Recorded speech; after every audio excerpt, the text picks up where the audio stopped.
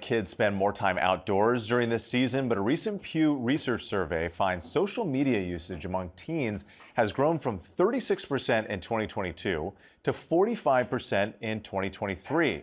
Joining us now, best-selling author Rhea Frey and her husband Alex Holguin, hosts of the Unreachable podcast, aim to provide tips for families to unplug and enjoy their summer.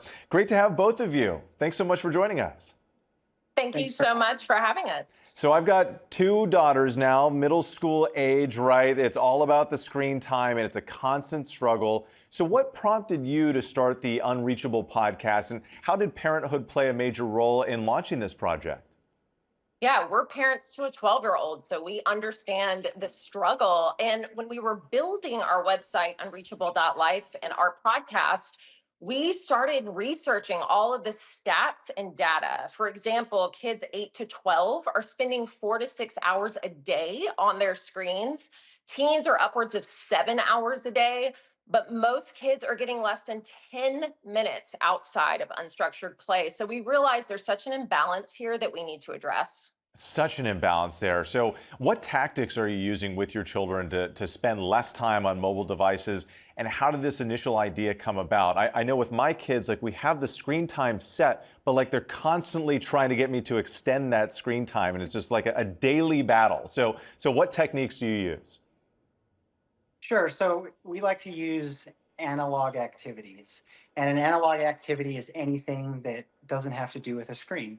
So anything that's not digital, like drawing, sketching, reading a book, going for a walk, playing on the trampoline, anything like that, is where we're at right now. And it's really great too. If your kids like to spend time on a screen, then you can actually have another activity that's offline right after. So it's a really good way to balance. So you mentioned you gave some examples of analog activities, but yes. How do you get them excited about them? Like, do you have incentives in place for them to be excited Yes. to put down the screen and do one of these things?